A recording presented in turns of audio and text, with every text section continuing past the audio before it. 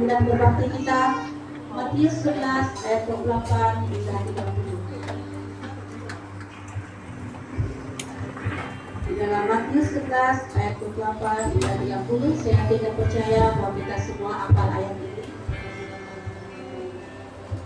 Saya akan membacakannya.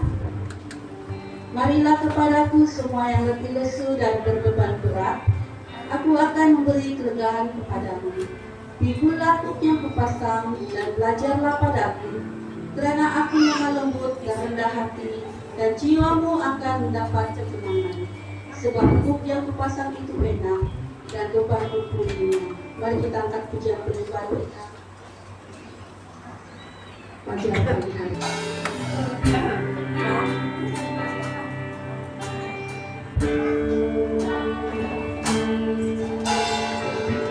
Aku hadapi kehidupan ini,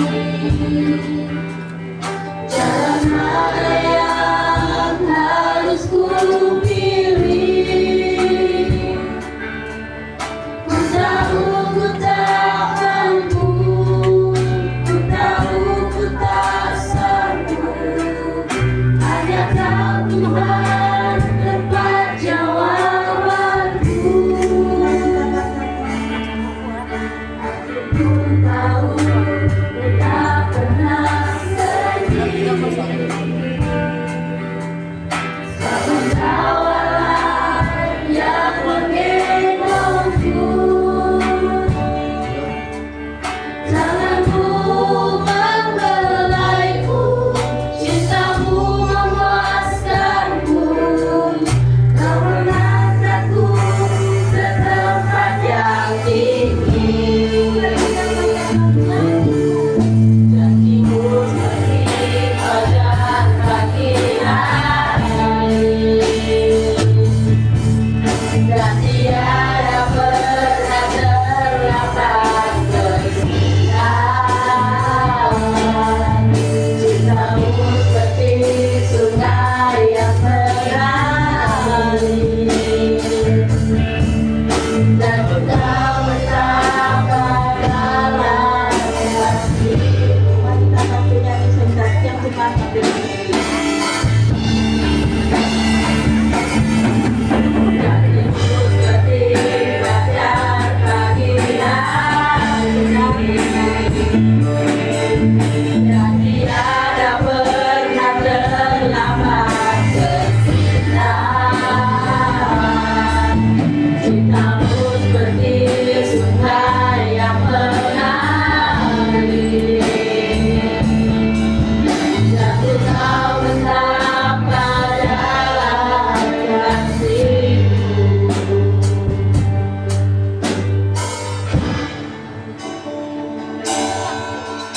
Janjimu seperti fajar pagi hari, dan tiada pernah terlambat bersinar. Cintamu seperti sungai yang mengalir, dan ku tahu betapa dalam kasih-Mu.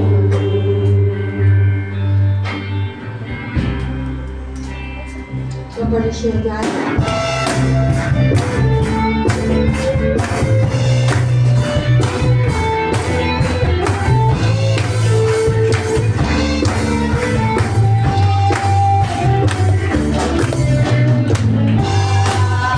Hari ini ku rasa bahagia, berkumpul bersama saudara seiman.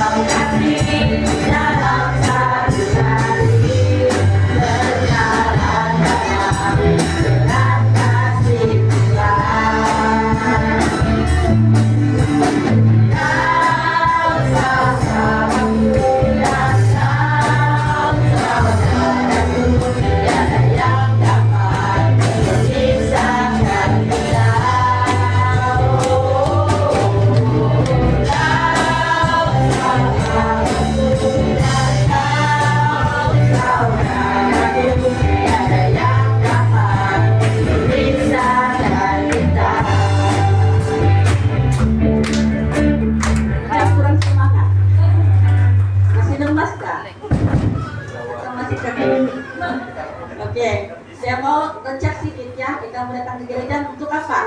Tuhan. Untuk memuji Tuhan atau kita mau datang ke gereja untuk tidur? Oke, saya mau tengok ya, ngecek sedikit.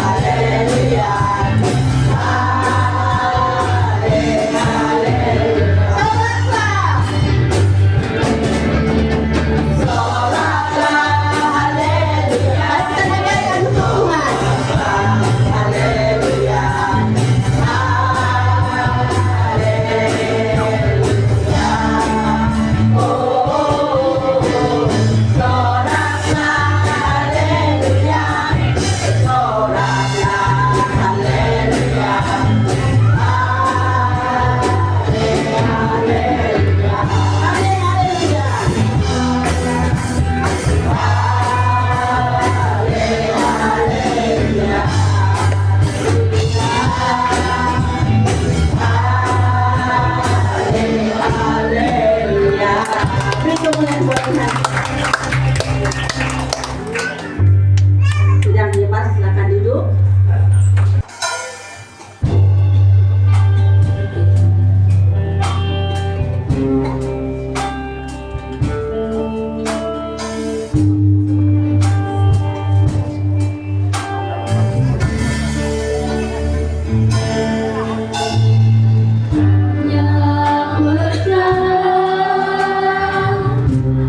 Yang tak dapat ku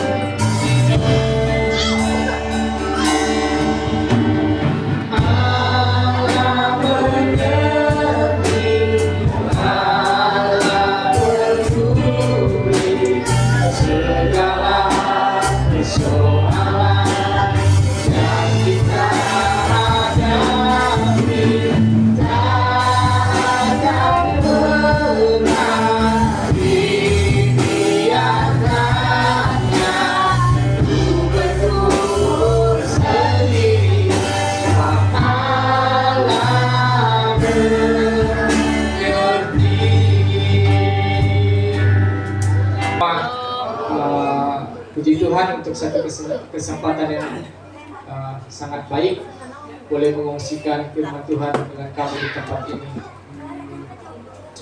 Saya rasa ada 2 kali saya sudah datang ke tempat ini khusus sekali menyampaikan firman Tuhan pada hari Minggu.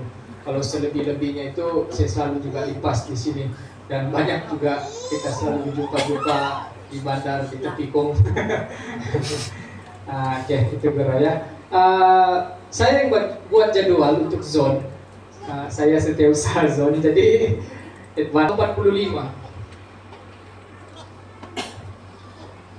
Kejadian 45 ayat yang keempat sampai ayat yang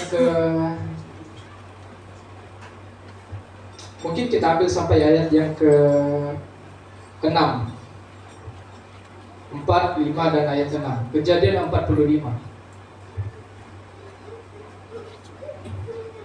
Oke, kalau sudah dapat, perhatikan Alkitab kita masing-masing. Firman Tuhan berkata, lalu kata Yusuf kepada saudara-saudaranya itu, marilah dekat-dekat. Maka mendekatlah mereka. Katanya lagi, akulah Yusuf, saudaramu yang kamu jual ke Mesir.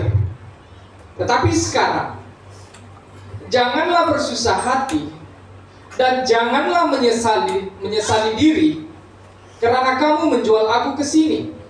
Sebab untuk memelihara kehidupanlah Allah menyuruh aku mendahului kamu. Karena telah 2 tahun ada kelaparan dalam negeri ini, dan selama 5 tahun lagi orang tidak akan membajak atau menuai. Saya hanya mengambil sepotong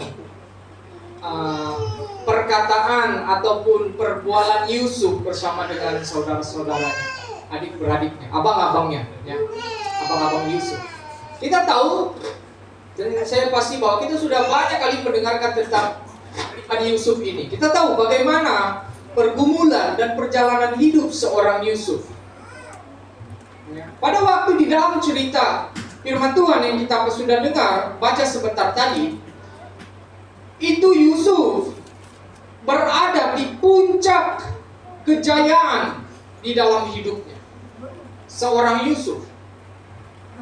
Kenapa saya katakan dia berada di puncak keberhasilan, puncak yang tertinggi di dalam hidupnya? Karena di dalam Mesir itu, di dalam pemerintahan Mesir pada waktu itu, yang tertinggi adalah Firaun. Dan apa saja yang dikatakan oleh Firaun, satu orang pun tidak boleh lawan. Tetapi sedar dan tidak sedar, sebenarnya Yusuf itu lebih tinggi berkuasa daripada Firaun. Karena Firaun sendiri yang berkata kepada Yusuf, mulai sekarang orang lihat mungkin aku yang berada di depan orang Mesir, kata Firaun kepada Yusuf, tetapi hari ini saya mau beritahu kepada kau Yusuf, apa yang kau katakan itu aku akan setuju dan aku akan beritahu kepada rakyat. Firaun hanya bayangan di depan, tetapi di belakangnya ada seorang Yusuf yang sangat berhikmat, yang memimpin Mesir pada waktu itu. Yusuf, Firaun saja sendiri tunduk mendengar apa yang tiap Yusuf katakan.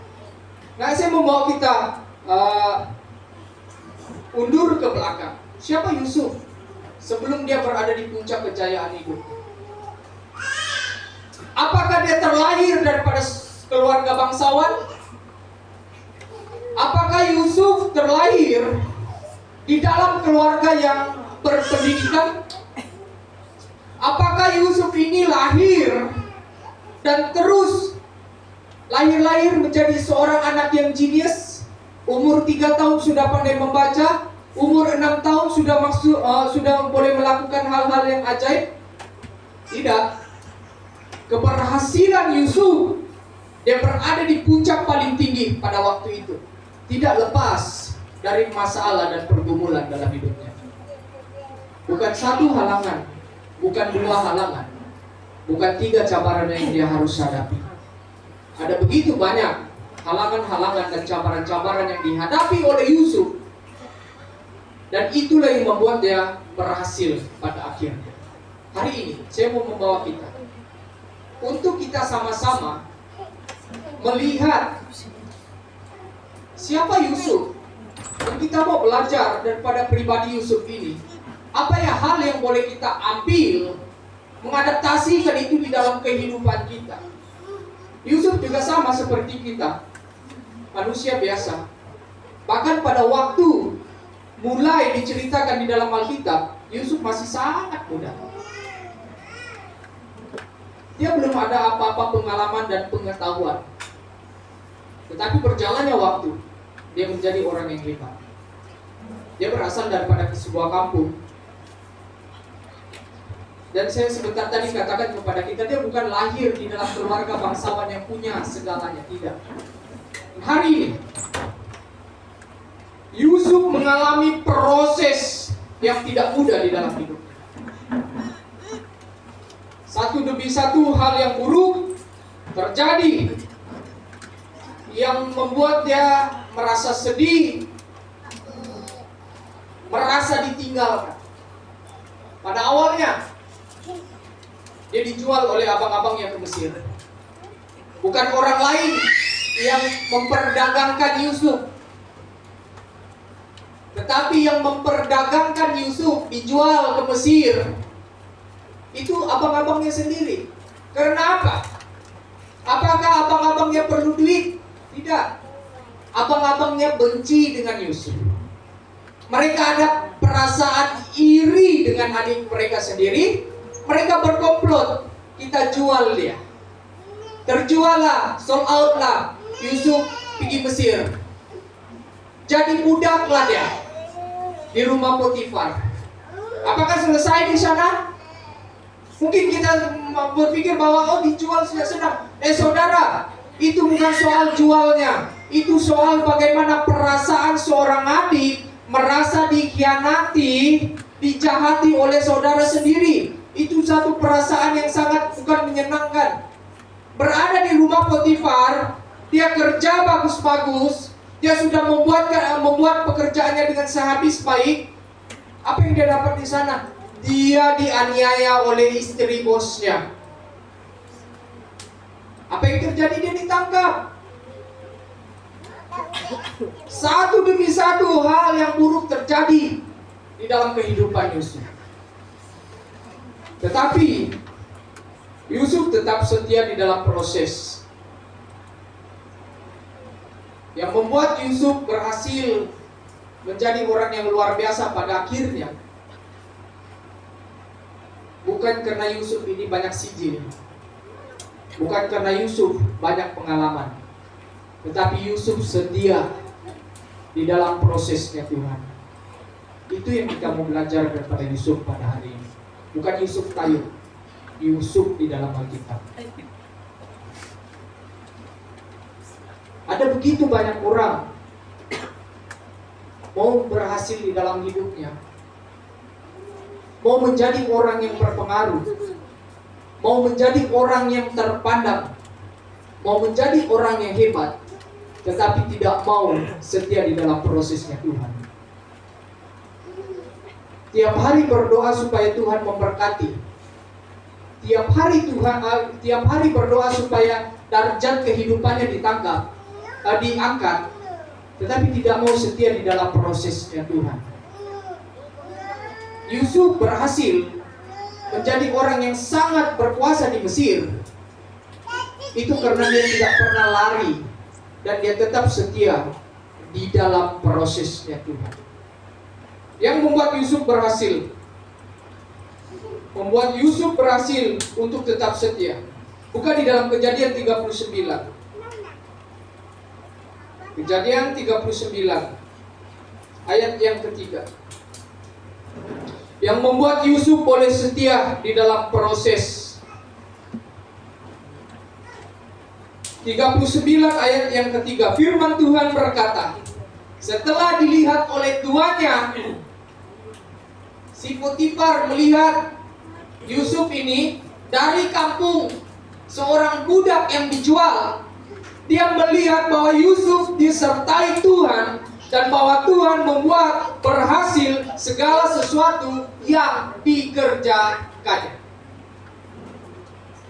Kalau kita mau berhasil di dalam segala sesuatu yang kita perbuat dan kerjakan hari ini, itu tidak pernah lepas daripada penyertaan Tuhan. Bukan hasil kekuatan kita, bukan hasil kebijaksanaan kita, bukan hasil kemampuan kita. Yusuf berhasil dalam segala sesuatu yang dia kerjakan. Firman Tuhan berkata, karena dia disertai oleh Tuhan. Yang pertama, yang membuat Yusuf boleh setia di dalam proses itu, Yusuf membiarkan dirinya dipimpin oleh Tuhan.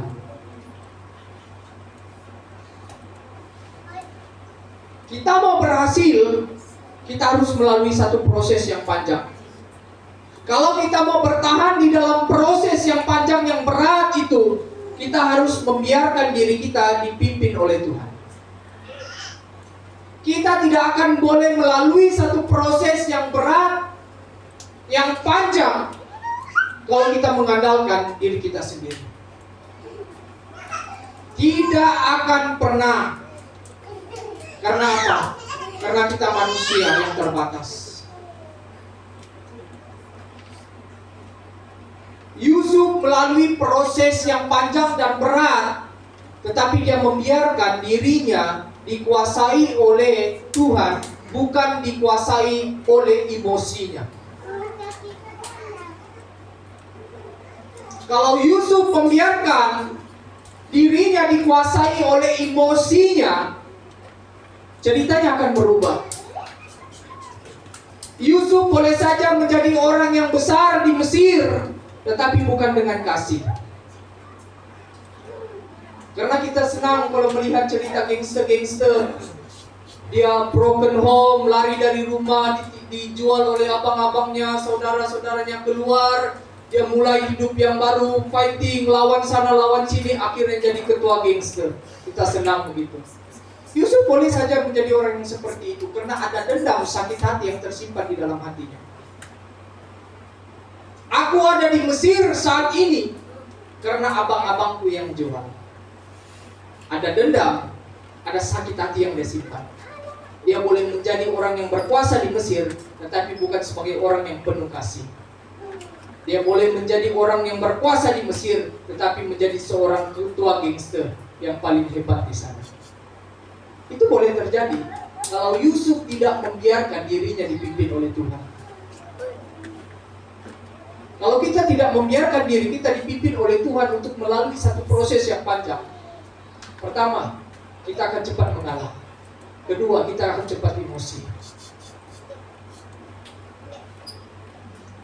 Karena proses selalunya tidak senang.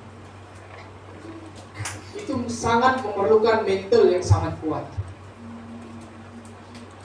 Kadang proses dia tidak hantam kita punya fisikal, tetapi proses dia akan hantam kita punya pikiran dan kita punya perasaan. Ketika pikiran dan hati kita tidak dikuasai oleh Tuhan, dipimpin oleh Tuhan, seperti itu saya katakan, kita akan selalu gagal di dalam proses. Kita akan selalu gagal dalam proses. Yusuf, dia berhasil pada akhirnya karena dia membiarkan hatinya dipimpin oleh Tuhan. Tidak ada kekecewaan. Hari ini saya mau beritahu, kalau kita di dalam proses yang berat, jangan cepat untuk mengalah dan jangan cepat untuk berputus asa. Saya mau katakan kepada kita pada hari ini begini, kita adalah anak-anak Tuhan. Janji Tuhan, anak-anaknya akan berhasil. Janji Tuhan, anak-anak Tuhan akan diangkat menjadi kepala dan bukan menjadi ekor. Kalau hari ini kita masih di dalam proses, jangan mengalah. Karena itu baru permulaan perjalanan proses untuk kita berhasil.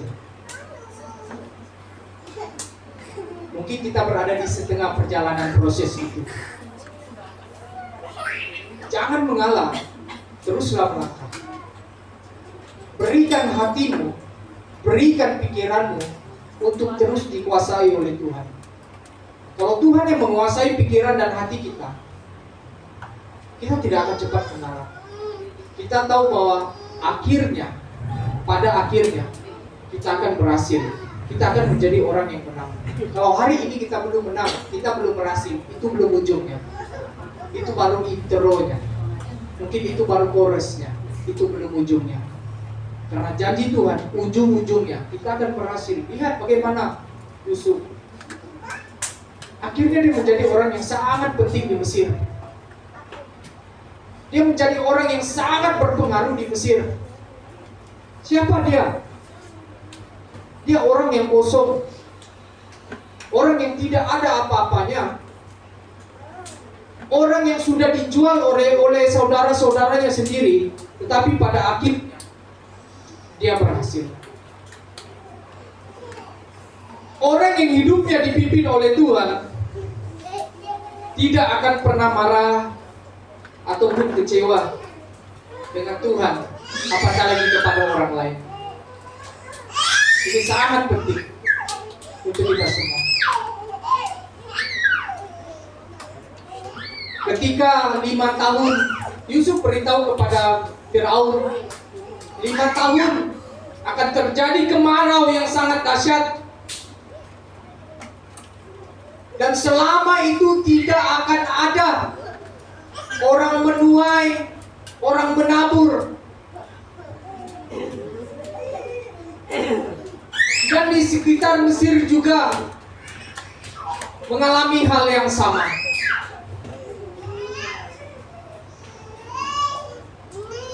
Abang-abang Yusuf pergi ke Mesir untuk membeli gandum di sana. Dan tanpa mereka sadar, orang yang sedang mereka berhadapan adalah Yusuf. Dan Yusuf adalah orang yang mereka sudah jual adik mereka sendiri. Tetapi di dalam pembacaan sebentar tadi, Yusuf berkata, jangan takut, jangan ada rasa serba salah di dalam dirimu, karena kamu sudah jual aku. Aku ini adikmu yang kamu jual dulu. Tetapi hari ini aku tahu ada maksudnya Tuhan. Kenapa aku dibiarkan dijual? Mengapa aku harus ditangkap? Mengapa aku harus melalui bermacam masalah?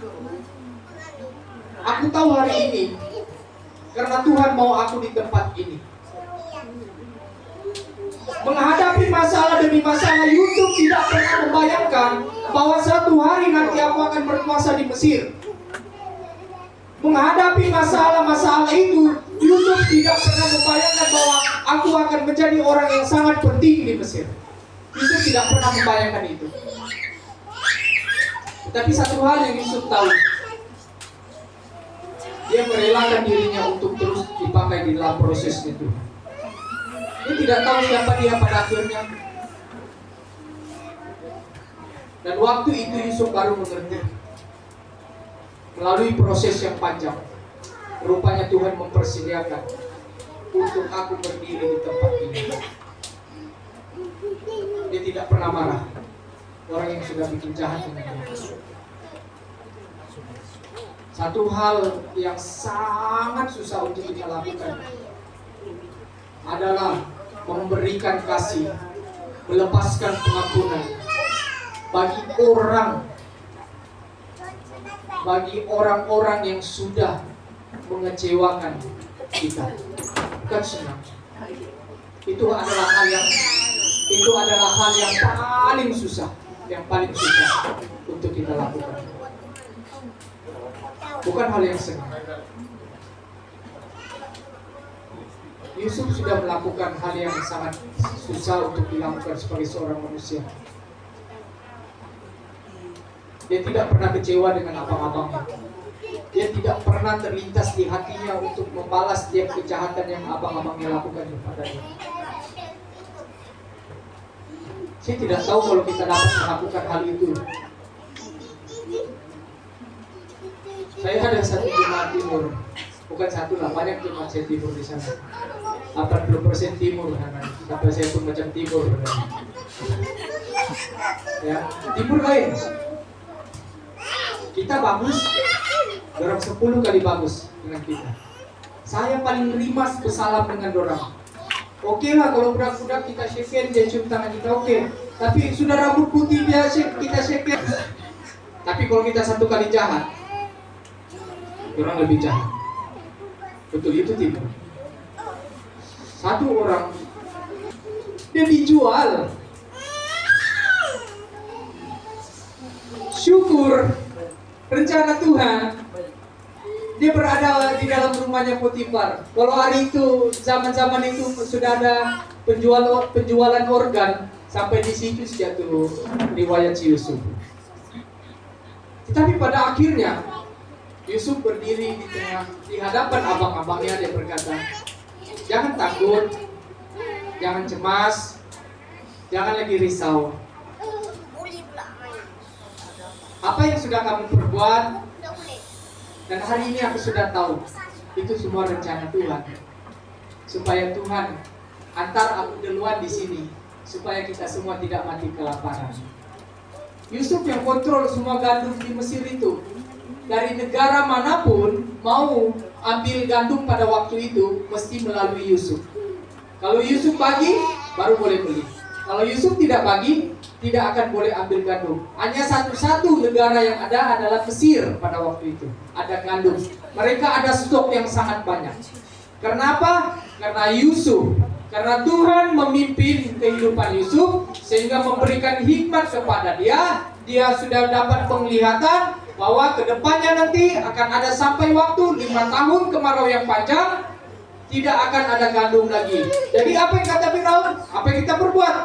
Mulai dari sekarang, stok, simpan banyak-banyak gandum. Karena akan semua orang di sekitar kita, bahkan di dalam Mesir sendiri, akan sangat memerlukan gandum. Saudara, orang yang hidupnya dipimpin oleh Tuhan tidak akan pernah marah, kecewa dengan Tuhan, apalagi dengan orang lain. Senang untuk kita dengar, tetapi susah untuk kita buat seperti itu. Orang akan berkata, dulu aku susah, tidak pernah kamu pandang aku. Sekarang aku sudah berhasil. Di situ kamu mengaku kita keluarga, kita adik-beradik. Begitulah abang-abang Yusuf. Waktu susah dijual orang adiknya. Sudah senang datang merayu kepada Yusuf. Apa Yusuf cakap? Gemuri. Aku tetap adik kamu. Aku tetap sayang kamu. Aku tetap mengasihi kamu. Jadi saudara hari ini ya tetap bertahan di dalam proses ini.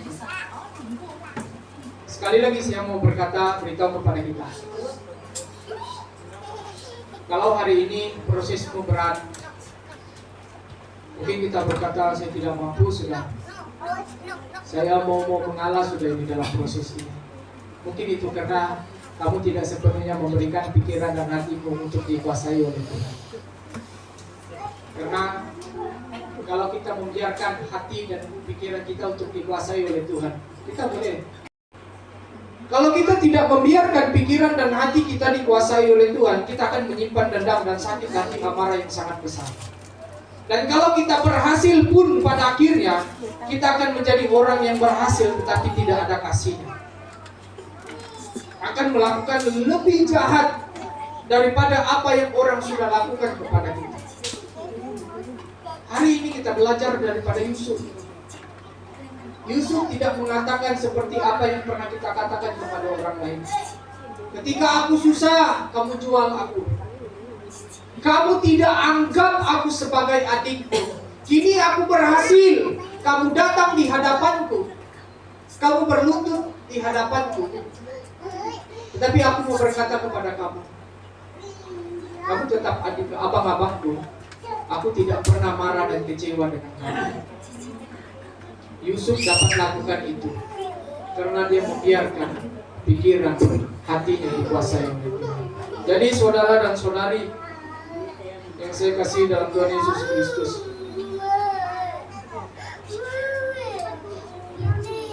jangan pernah menyerah di dalam proses kehidupan kita. Seberat apapun Tuhan akan memampukan kita. Asal saja kita berserah kepada Tuhan, menyerahkan pikiran dan hati kita kepada Tuhan. Kalau kita andalkan kekuatan kita secara manusia, tidak akan. Kita akan menganggap itu hanyalah masalah. Kita tidak akan anggap itu sebagai tangga untuk kita naik, mencapai keberhasilan. Kita akan menganggap itu, oh ini halangan, oh ini masalah. Tapi hari ini, kita sudah belajar kepada Yusuf. Ketika kau menghadapi proses, serahkan hidupmu kepada Tuhan. Dan suatu saat, kalau engkau sudah berhasil, engkau sudah berada di ujung jalanmu, engkau sudah berada di puncak kehidupanmu, dan engkau sudah menjadi orang yang berhasil. Ingat, jangan pernah dendam, sakit hati orang-orang yang pernah terlibat di dalam proses hidupmu. Karena Tuhan juga memakai mereka untuk membentuk kita. Tuhan membenarkan itu terjadi. Tuhan membiarkan itu terjadi. Tuhan membiarkan mereka terlibat di dalam prosesmu. Itu karena rencana Tuhan. Jadi kalau kita suatu hari nanti mereka, mari kita berdoa. bersama-sama Bapak yang mengasihi. Karena Bapak adalah Bapak yang selalu mengasihi di setiap kehidupan kita. Dialah yang berkuasa atas kehidupan kita setiap hari.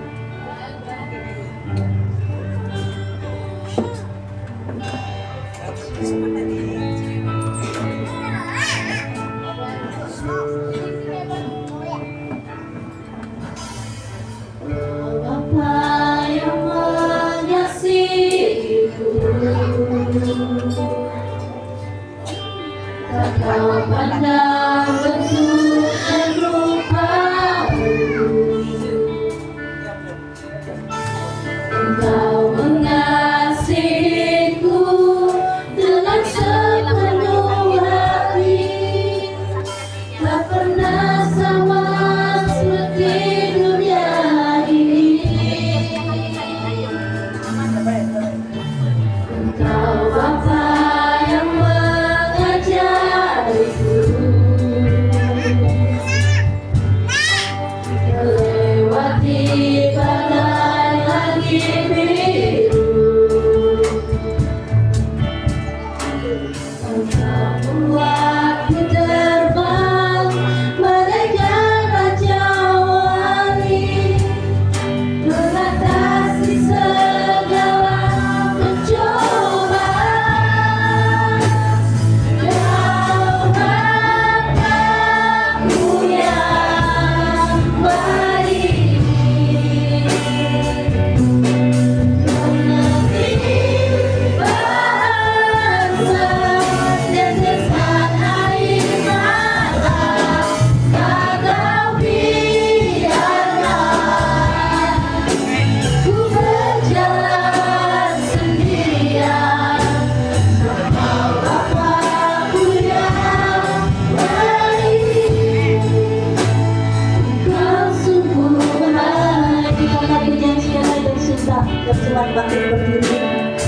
Kau Bapa-Ku yang baik, Benar-benar Engkau Bapa yang baik. Kau tidak pernah meninggalkan. Kau selalu bersama-sama dengan Bapa. tak kau biarkan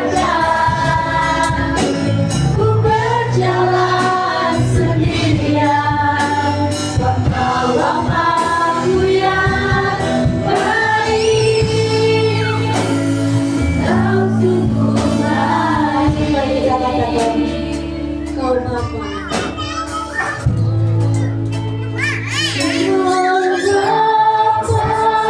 Bapa-Ku yang baik,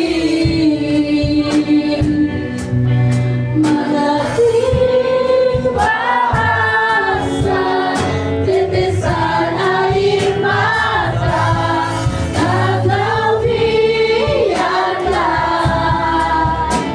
ku berjalan sendirian. Engkau Bapa-Ku yang baik, Engkau sungguh baik.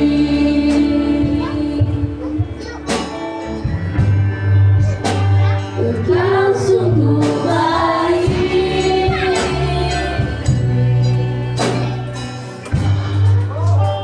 Engkau sungguh baik. Beri kemuliaan buat Tuhan kita. Kita masih dalam